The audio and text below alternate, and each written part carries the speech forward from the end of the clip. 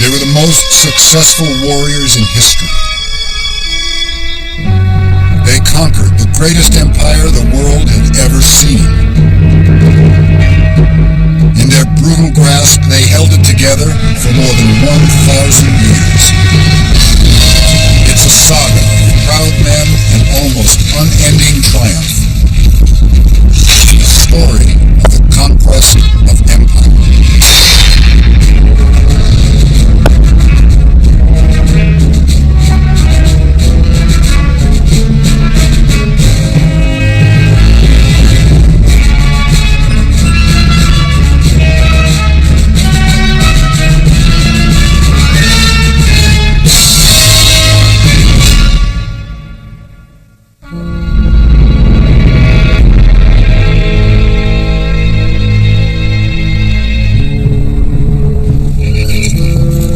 One of the greatest rivalries of all time is about to explode into battle. Two men stare each other down. Two empires hang in the balance. 20,000 men will die by the sword. The Roman army is preparing to face the first true threat to its survival, the ancient empire called Carthage. Their leaders are two of the greatest military strategists who ever lived. The fearsome African called Hannibal, and the bold young Roman named Scipio. Whatever its outcome, their contest will change the face of the world for all time.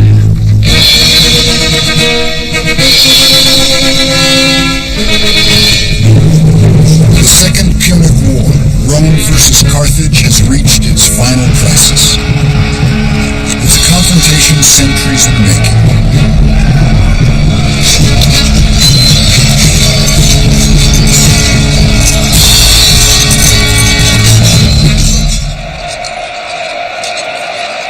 The Roman legions have been a formidable fighting machine since their earliest days. How an amateur army from a minor city grew into a force capable of conquering the world is one of the ultimate success stories of history.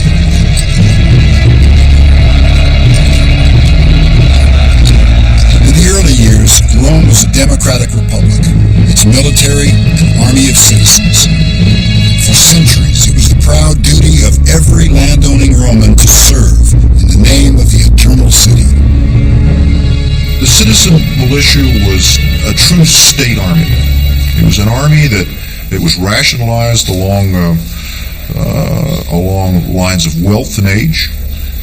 And as best we can tell from our study of ancient history, this was the first army that was literally built into the state as part of the fabric of the state.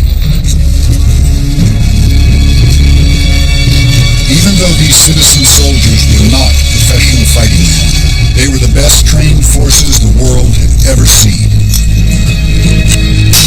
They seem to have been born with weapons in their hands. Never did they take a break from their training. Their maneuvers are like bloodless battles, and their battles blood-stained maneuvers. Victory comes sure and certain. Josephus. In the early centuries, Romans claimed their warfare was mostly defensive, that they were only protecting themselves against their enemies, real or perceived. It didn't matter that they often won new territories. Romans insisted expansion wasn't their primary goal. Rome has been accused of following a policy of defensive aggression, and by that it's often meant that the Romans feared an enemy on their borders. Fearing attack, they would preemptively attack this enemy, defeat them, and annex their territory.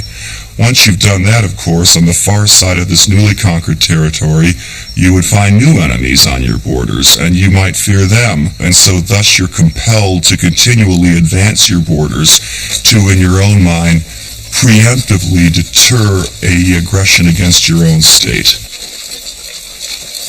It was an accidental empire, and yet Romans found themselves engaged in almost constant warfare. In battle after battle, Romans came away victorious, and Rome's influence was growing fast. Back in the 5th century BC, Rome was little more than a smudge on the map. Over the next 2 centuries, Rome conquered most of central Italy.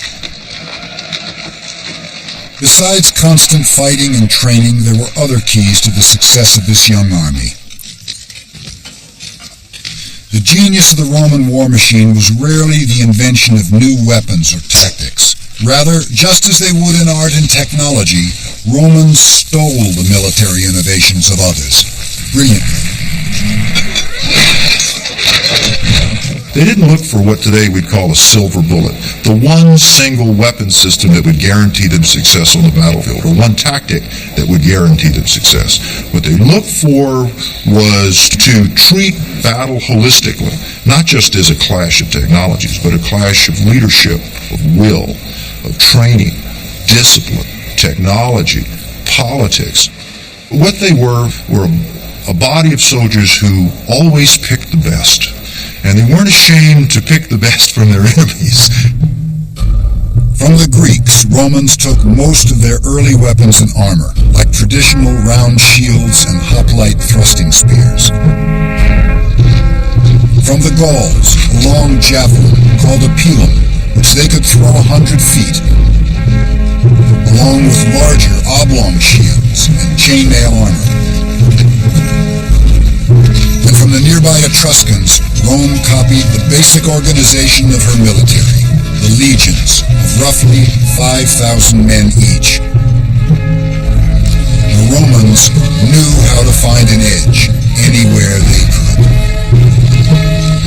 The Roman army, with few exceptions, was always well-fed and healthy.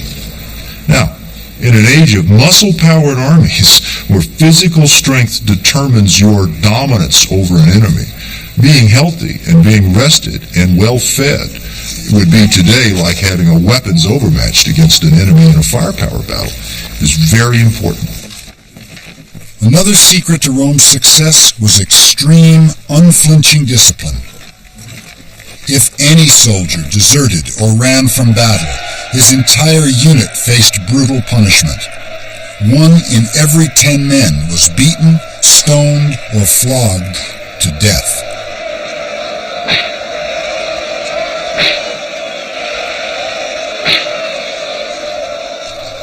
Every Roman soldier knew retreat was never an option. It was a policy that often made the difference between victory and defeat.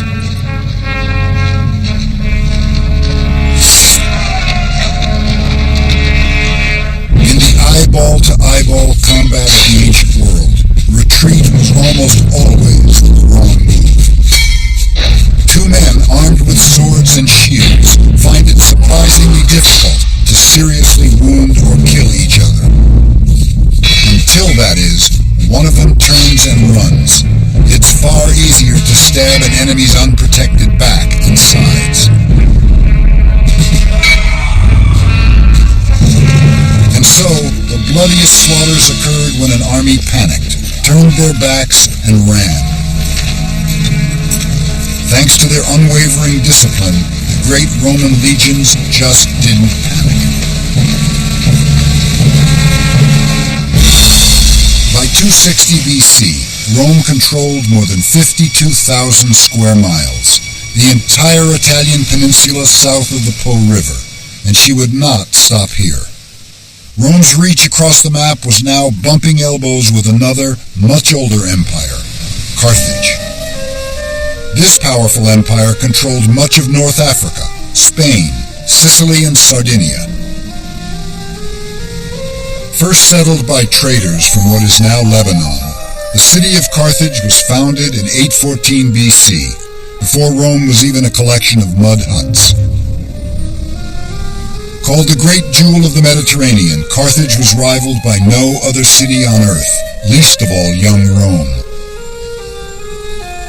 Little is known about the Carthaginians, who left behind almost no written record.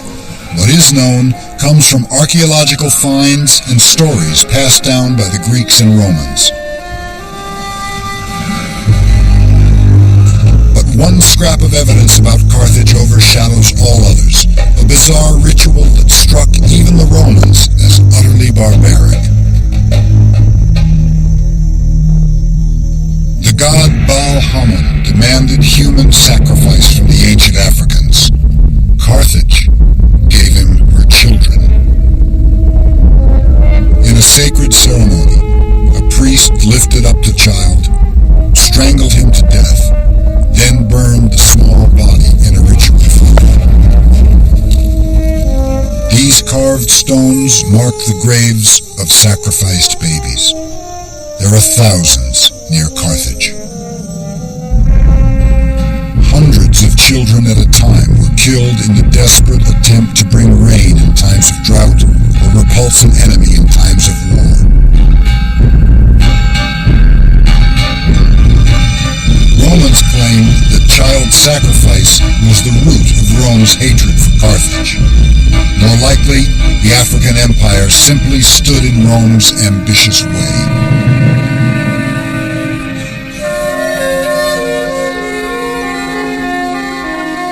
Rome continued to claim her wars were defensive, but it's doubtful even Romans believed this once she turned a hungry eye toward Africa. 265 BC. The First Punic War with Carthage seemed horribly one-sided. Carthage was a great sea power, and Romans had never fought a single battle at sea.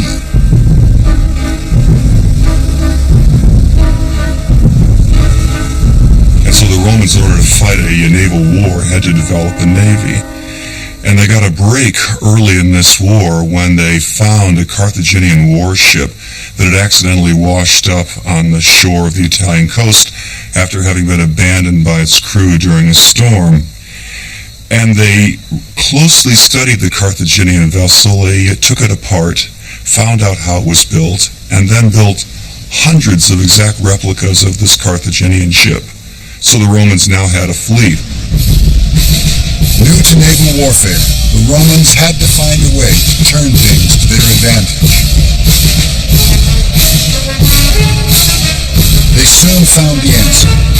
Instead of bombarding from a distance, Roman soldiers boarded the enemy's ships using a specially designed plank called a corvus. In hand-to-hand combat, Roman legions were just as deadly as on land.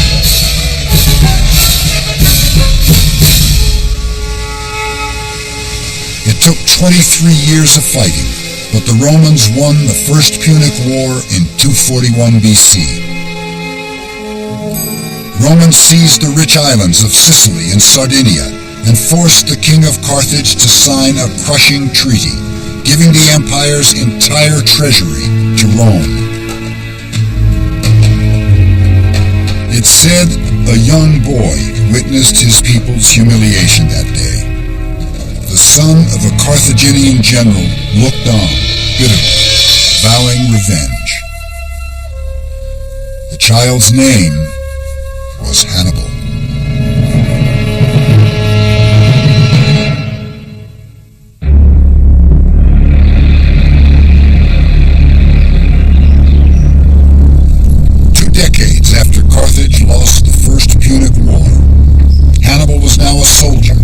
Leader of his nation's military. He was 25 years old and already a great warrior. Fresh from the conquest of Spain, he reminded his troops of his promise to punish Rome. Year after year you have fought with me and won. Steel your hearts to march forward, to halt only at the walls of Rome. But attacking Rome wouldn't be easy. No longer in control of the Mediterranean, Hannibal would have to make the journey by land, crossing the Alps with 40,000 men and 37 elephants. Autumn, 218 BC. Man and beast trudge for months over cruel terrain. Their serpentine parade stretches more than 15 miles. Hannibal's troops are professional soldiers, well-equipped and well-trained, and yet the long journey takes a grim toll. When they finally make it through the mountains, 1/3 of Hannibal's men are dead. Most of the horses and all but one of the elephants have perished, and yet the survivors march on. Even before the first battle, Romans see Hannibal as a potent threat. They never had to face a fiercer or more warlike foe. Carthage had long been an enemy of Rome, and they were bringing with them countless Spaniards, already battle-hungry, and would soon be raising Gauls with their insatiable appetite for blood.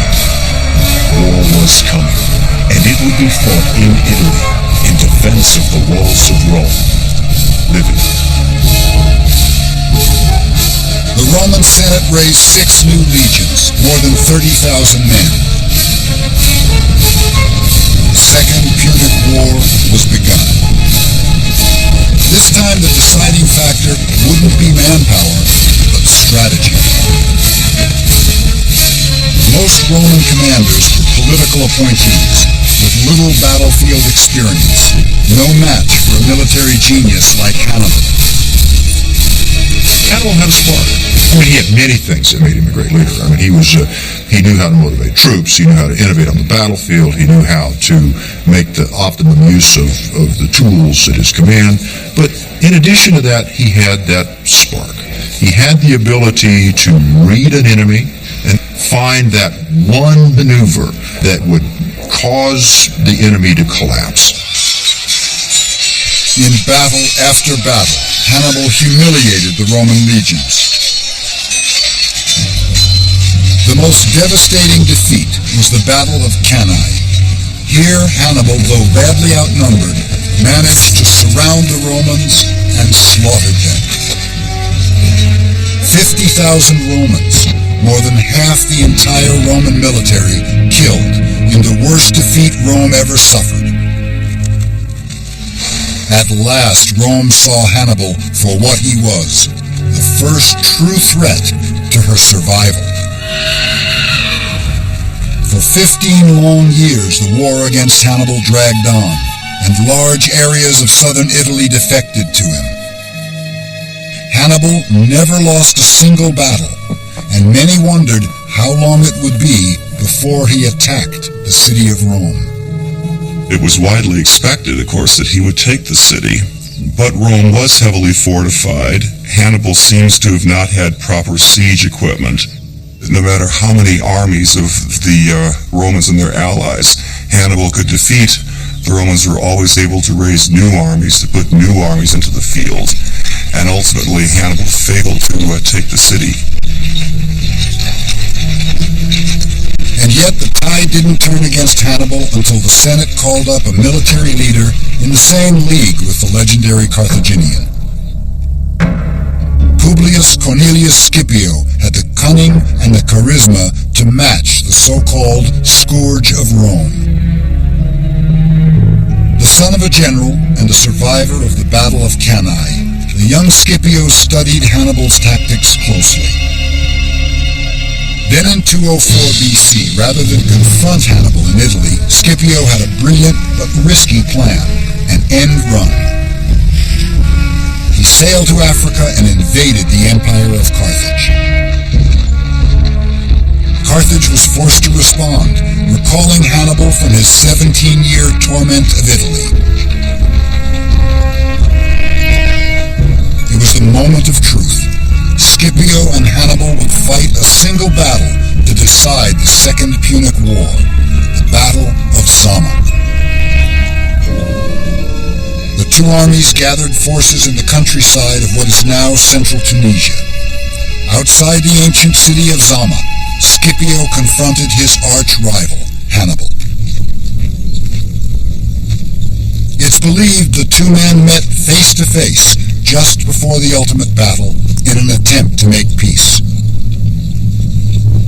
Scipio refused Hannibal's terms, saying to his rival, "Prepare for war, since evidently you have found peace." peace intolerable.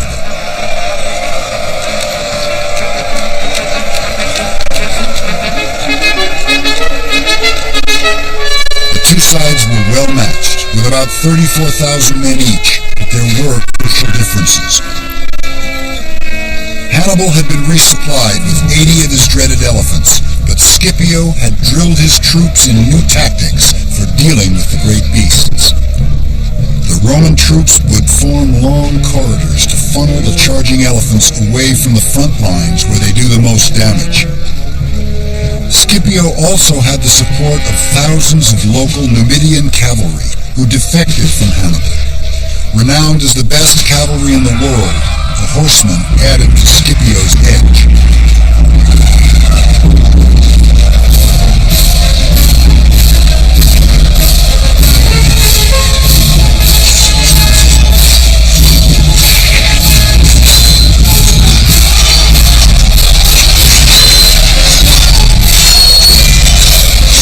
Scipio finally and soundly defeated Hannibal at Zama. Carthage was crippled. Carthage was forced to hand over all but 10 of her warships, all her elephants, and a treasure so great it would take 20 years to pay. The once great empire was impoverished and stripped of all power. Hannibal escaped from the Battle of Zama. For a time he tried to revive his waning Carthage, but eventually fled into exile in Greece. And though the aging warrior no longer posed any threat, Rome still pursued him, determined to capture the famous scourge. Ultimately, Hannibal denied her the pleasure.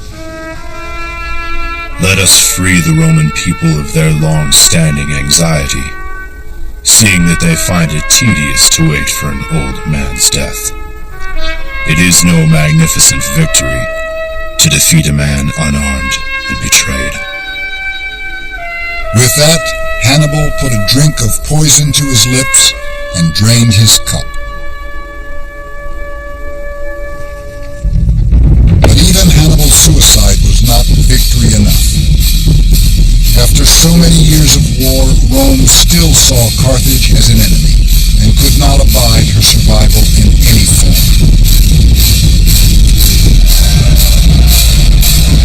In 146 BC, Rome destroyed the African Empire once and for all in the final Punic War, slaughtering 500,000 people. The pearl of the Mediterranean is ground into dust. Carthage is no more.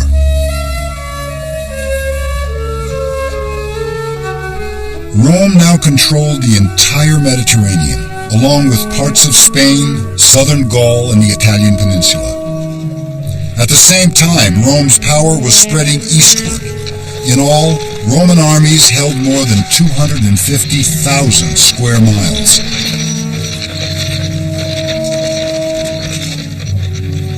In 3 centuries, a small backwater city had become a dominant world power.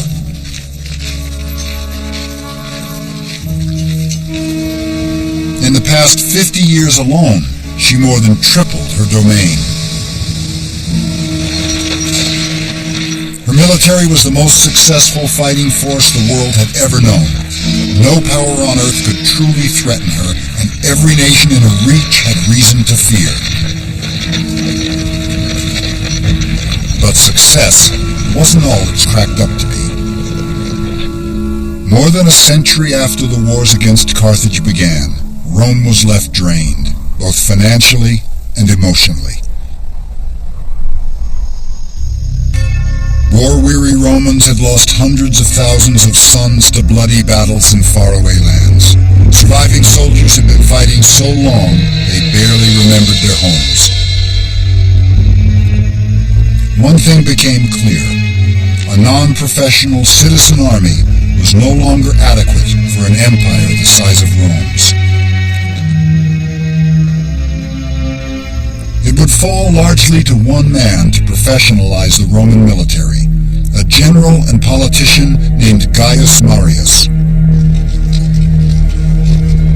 Marius saw the need for far-reaching changes in the structure of the Roman army. To be a soldier would now be a career in itself, not merely a sideline for landed citizens.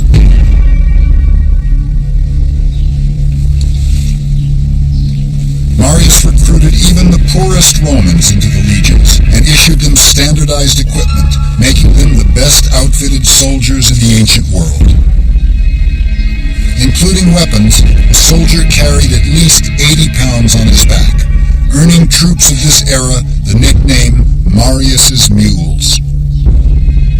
Rome's first true professional soldiers were even more fit and better disciplined than earlier armies.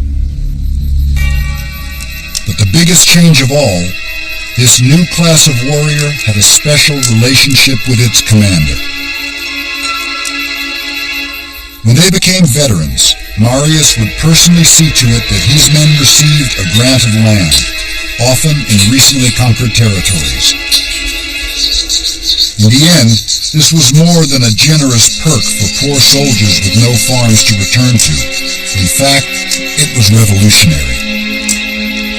Suddenly, a soldier's first loyalty was to the general who recruited him and took care of him in old age, and not to the state. For the first time, the soldier looked to the general not only for allegiance, but for pay, for retirement benefits, if you will. And then over time, then the army began to dominate the state rather than the state dominating the army. And that's the terrible legacy of Marius.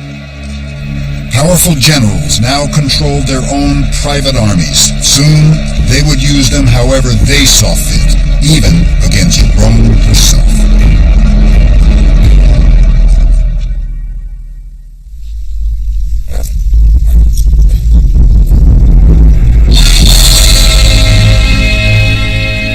By the 1st century BC, a powerful general called Lucius Cornelius Sulla would be the first to cash in on the loyalty of his men. And Sulla was famous for commanding the affections of soldiers. It was Sulla more than anyone else who set the example. In order to corrupt and win over the soldiers of other generals, he gave his own troops a good time and spent money lavishly on them. He was thus at the same time encouraging the evils of both treachery and of debauchery. Plutarch. In 89 BC, when the Senate ordered Sulla to hand over control of his army in southern Italy, he refused, and his troops remained fiercely devoted to him.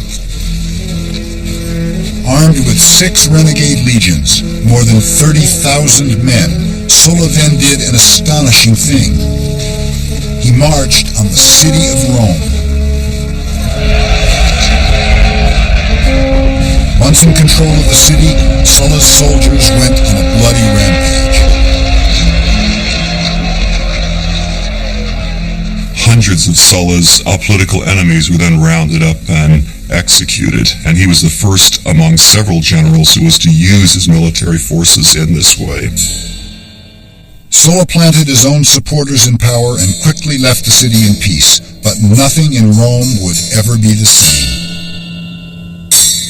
A Roman general used his troops to enforce his own political power.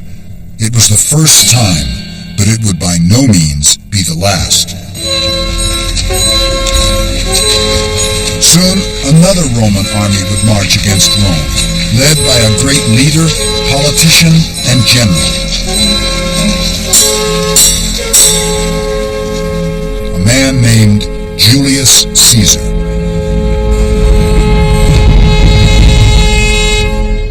He was a slightly built man with soft and white skin who suffered from headaches and was subject to epileptic fits.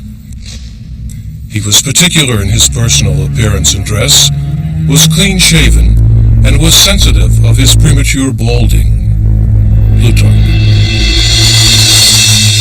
Shrewd and intense, the future dictator clearly saw his path to power.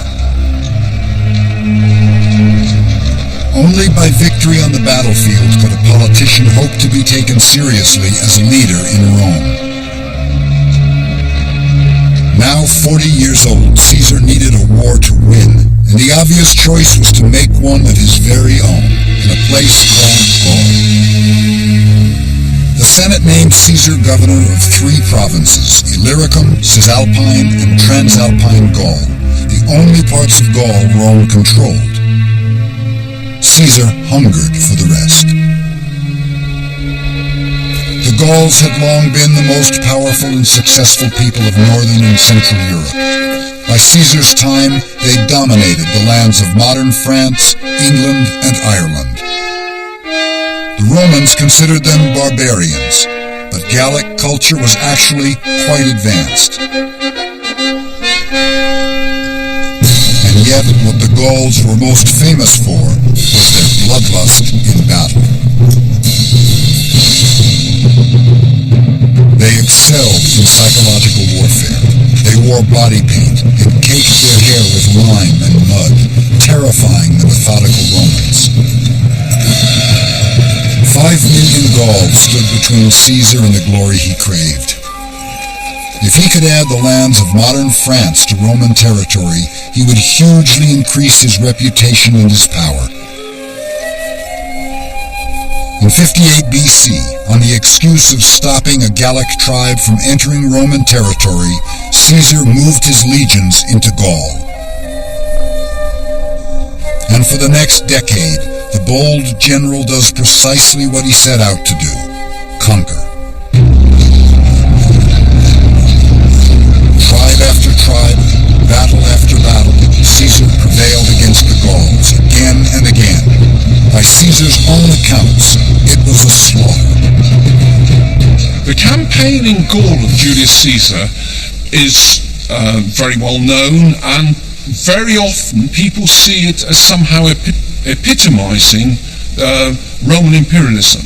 What people forget is that Julius Caesar was proud of the fact that in Gaul he killed 1 million Gauls. That's genocide. Though he's considered one of history's great generals, Caesar was not a tactical genius. Instead, he had incredible fortitude and a genius for inspiring others.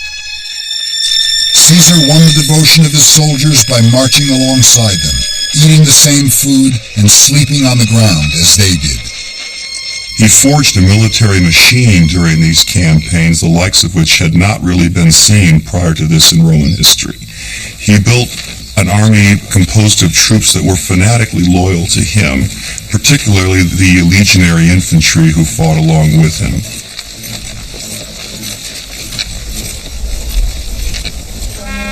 Today, it's called Alise-sans-Reine in modern France.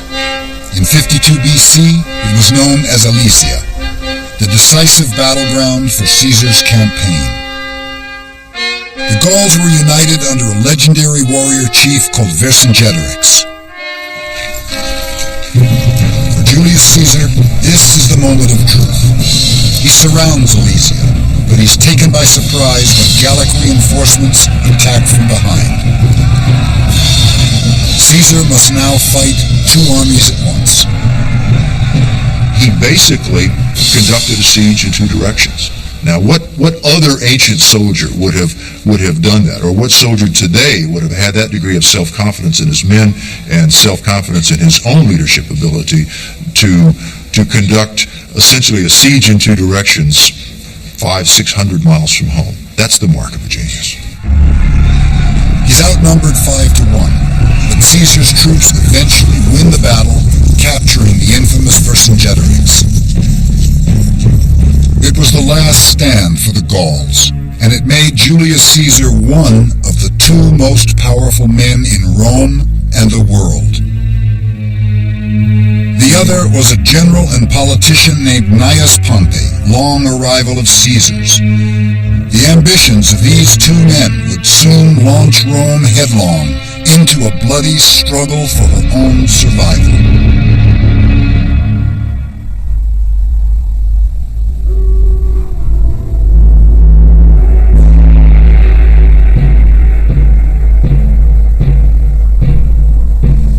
It was never a raging torrent or a great river, but it was destined for a place in history. Its very name has come to mean a boundary, and an irrevocable decision. The Rubicon. For Caesar, at first it was simply the southern boundary of his province in Gaul. It would soon become a great deal more. The Senate recalled Caesar to Rome, but ordered him to leave his legions behind. He was between a rock and a hard place. He had to go to Rome, but if he went unprotected, he'd almost certainly be murdered by Pompey's supporters. He believed he had no other choice but to call on the loyalty of his men. He turns to his troops and says, "I'm being insulted by the state. Do you think this is a good thing? Protect me, defend my position in society." That's what the troops were marching for. At least that's how Julius Caesar put it. It was a high-stakes game of chess using real armies. In 49 BC, in bold defiance of the Senate, Caesar took his army out of Gaul across an unassuming little stream.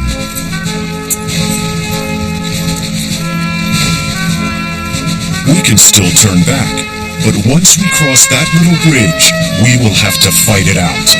The die is cast. Julius Caesar.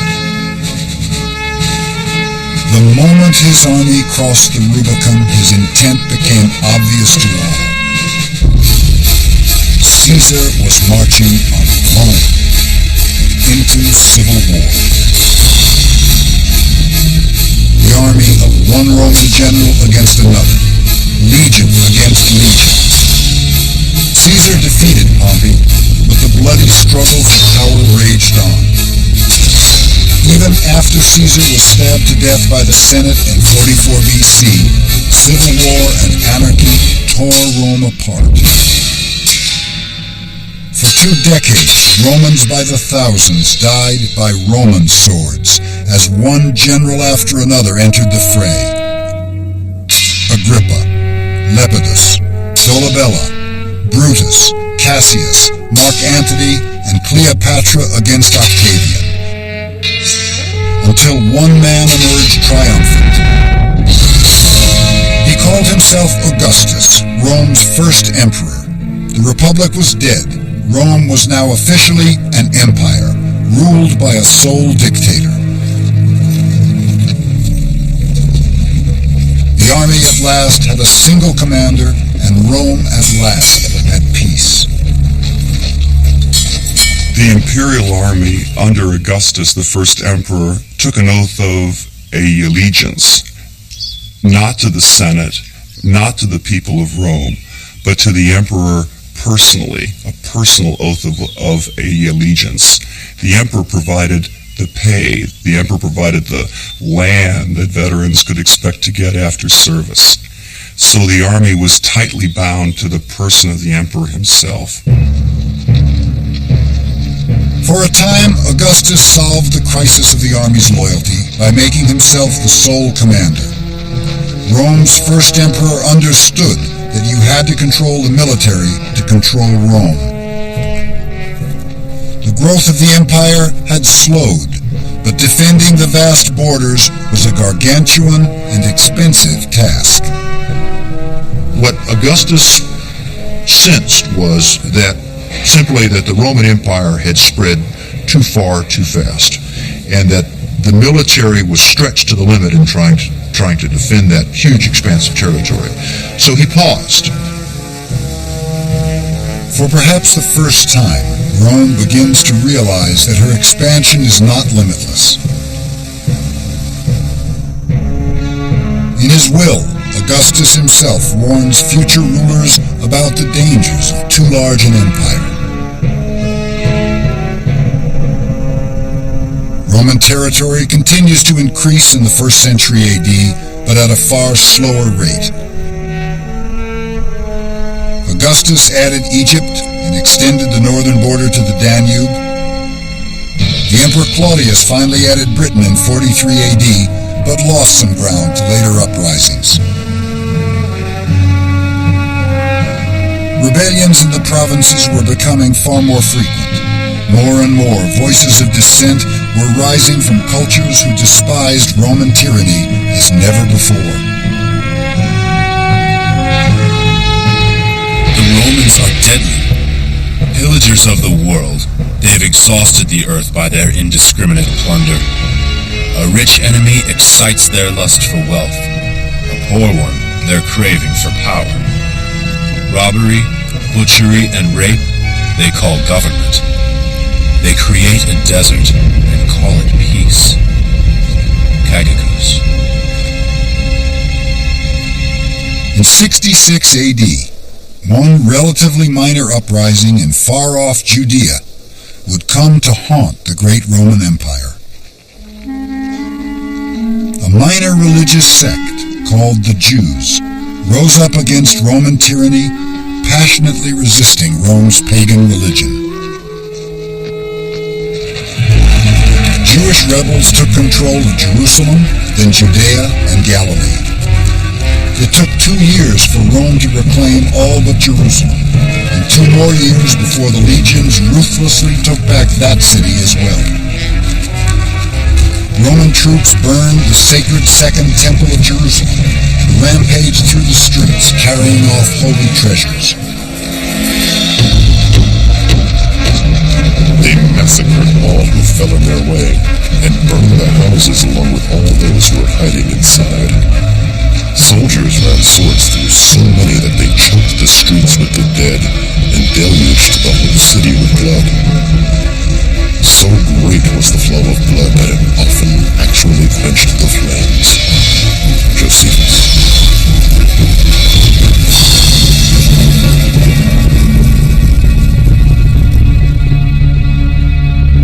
By 74 AD, the Jewish cause seemed lost, and yet one last group of rebels refused to surrender, holding out in a mountaintop fortress, a spectacular stronghold 1,400 feet above the Dead Sea, Masada.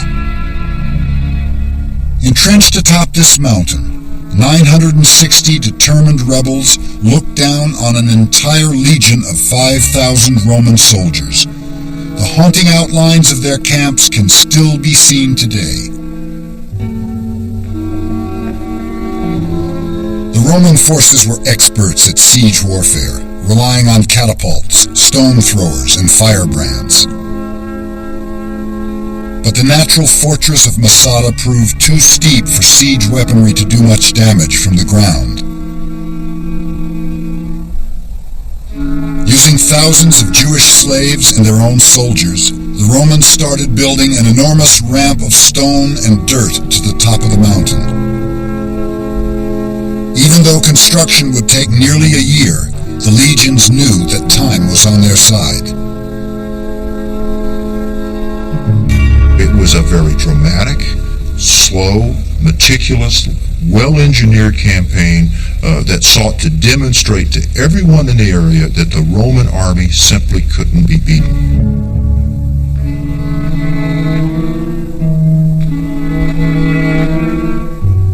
Four years after the fighting began, the ramp was complete.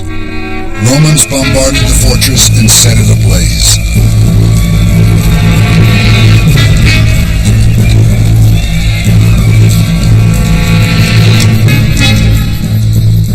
Returned to their camp with the intention of attacking their enemy the next day, and throughout the night kept a careful watch in case any of them should escape in secret.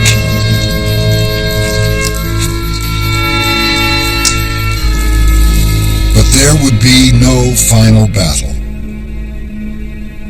In a sense, the Jewish zealots did escape defeat and death by Roman arms. Long ago, we resolved to serve neither the Romans nor anyone other than God himself. We have never submitted to slavery, and we must not now. Let our wives die unabused, our children without any knowledge of slavery. Ben Yair. They drew lots, choosing 10 men from among them who would slay all the rest. Then they offered their necks to the stroke of those who executed that melancholy task.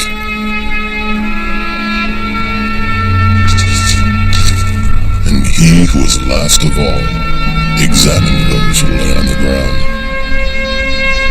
and with the great force of his hand ran the sword into his body, up to the hilt.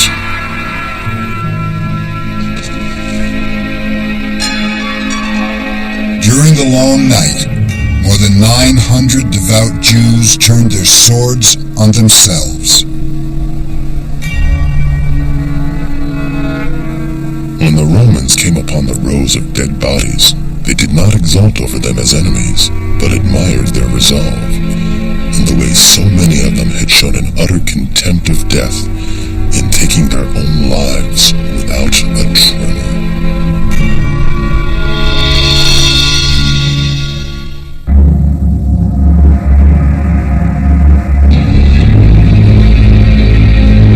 Revolts like Masada posed no real threat to Rome's supremacy, but they began to spark a change in the military's role.